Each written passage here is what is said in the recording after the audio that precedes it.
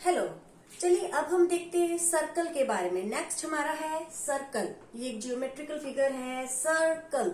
अब सर्कल क्या होता है? देखिए आपको पता है, इन जनरल हम सभी पता है कि हम सबको पता है वर्ड सर्कल क्या होता है। This is a circle, right. Approximately यही सर्कल होता है। हाथ से मेरा इतना अच्छा नहीं बना है, बट आपको पता है कि गोल गोल सर्कल होता है।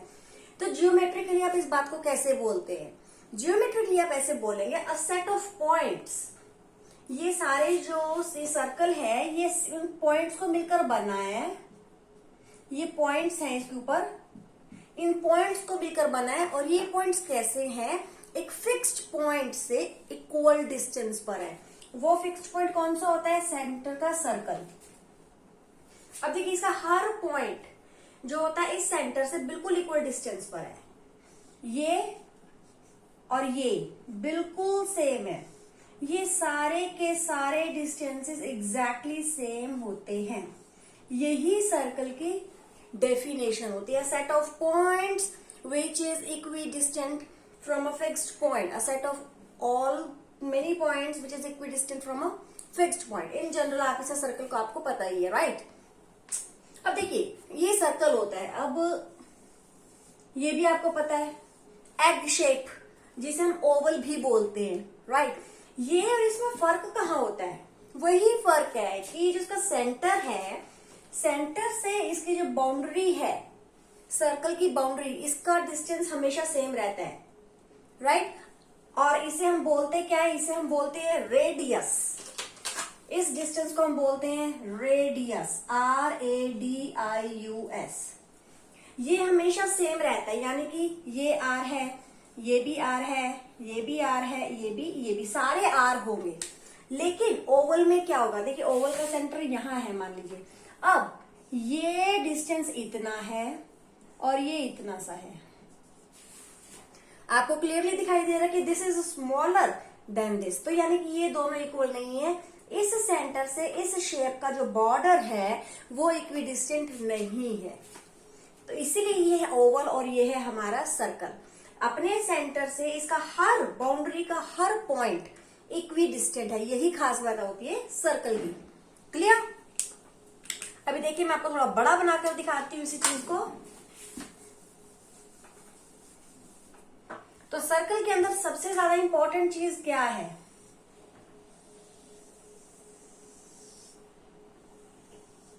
ये है इसका सेंटर। मान लीजिए मैंने थोड़ा बड़ा बनाया है। ये इसका सेंटर है। ये है इसका रेडियस। आप इसको कैपिटल R या स्मॉल r किसी से भी रिप्रेजेंट कर सकते हैं, वो आपकी चॉइस होती है, कोई बड़ा इशू नहीं है इसमें। चलिए फिलहाल के लिए हम छोटे r से इसे शो कर देते हैं। ओके, तो देखिए इसका ये जो है ये पूरे बॉर्डर में आप कहीं भी टच कर दो, कहीं का भी डिस्टेंस मेजर कर लो इस सेंटर से, ये हमेशा सेम रहने वाला है R, रेडियस। अगर ये वाला R मानकर चलिए 2 है, इनमें से एक भी R अगर 2 है तो सारे के सारे 2 सेंटीमीटर ही दूर होंगे अपने इस सेंटर और इस बाउंड्री के बीच का डिस्टेंस। ओके, तो इसे हम क्या बोलते हैं? Radius. Distance between centre of the circle and boundary of the circle, that is called radius. अब रेडियस तो हमें पता लग गया। अब एक न्यू टर्म आपको बताती हूँ, वो है डायामीटर। देखिए वेरी सिंपल, ये हमारा सर्कल है जैसे कि आपको बताया। ओके, ये हमारे सेंटर का सर्कल हो गया। इससे मैं थोड़ा सा मोटा कर देती हूँ। अब ये है हमारा रेडियस। अगर आप इस दो रेडियस को जोड़ दें तो that is equal to diameter. ये R है, ये R है, लेकिन अगर आप इन दोनों को जोड़ दें तो ये क्या है? D for diameter. ये जो बीच का पूरा होती है एक straight line, R plus R बन गया, this is equal to diameter. Diameter क्या करता है? हमारे सर्कल को 2 इक्वल पार्ट्स में डिवाइड कर देता है। देखिए मैं नीचे से अगर ये हटा दूं तो आप देख पा रहे हैं ये जो है पूरा R प्लस आर मिलके बन गया 2r यानी कि डायामीटर। तो देखिए ये दो सेमी सर्कल्स में डिवाइड कर दिया। सेमी मतलब हाफ, सर्कल मतलब सर्कल, हाफ सर्कल। ये हाफ सर्कल है, ये हाफ सर्कल है। यही काम है हमारे डायामीटर का कि अगर आप कहीं पे डायामीटर ड्रॉ कर देते हो सर्कल के अंदर तो ये उसको दो सेमी सर्कल्स में 2 इक्वल पार्ट्स में डिवाइड कर देता है। क्लियर? तो आपको यहां से पता लग गया कि ये आर है, ये आर है और ये पूरा कौन है? ये पूरा है डायामीटर। इसका मतलब diameter is equal to radius plus radius, यानी कि diameter is equal to 2 times r. 2r का क्या मतलब होता है? 2 मल्टीप्लाई आर। ओके, तो ये हो गया हमारा डायामीटर और रेडियस के बीच का रिलेशन। क्लियर? अभी देखिए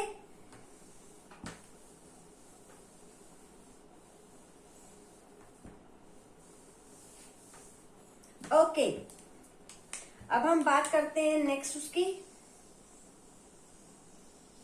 इंटीरियर और exterior of a circle. Interior और एक्सटीरियर ये दोनों टर्म्स हम पहले भी पढ़ चुके हैं, आपको याद ही होगी। इंटीरियर मतलब अंदर का और एक्सटीरियर मतलब बाहर का, और एक होता है ऑन द बॉर्डर, राइट। तो इंटीरियर ऑफ द सर्कल क्या होगा? जैसे मान लीजिए मैंने यहाँ लिख दिया ए, यहाँ मैंने लिख दिया बी, यहाँ मैंने लिख दिया सी, यहाँ मैंने लिख दिया डी, यहाँ मैंने लिख दिया ई।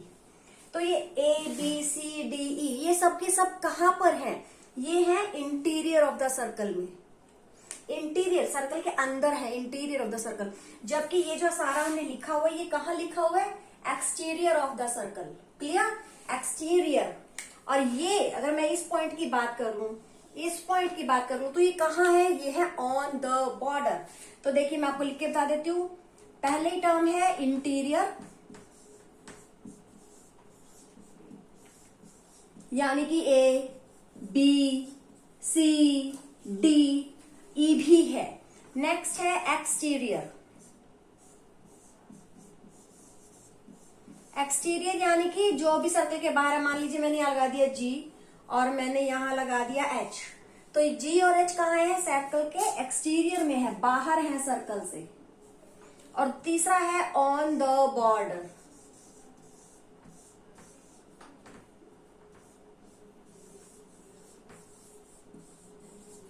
मान लीजिए इस आर पॉइंट को क्या नाम दे दूं? आर को मैंने नाम दे दिया ओ, इसको मैंने दे दिया पी। तो ओ और पी क्या है? On the border. क्लियर? तो सर्कल के अंदर का रीजन जो होता है इंटीरियर रीजन, इसको हम बोलते हैं सर्कुलर रीजन।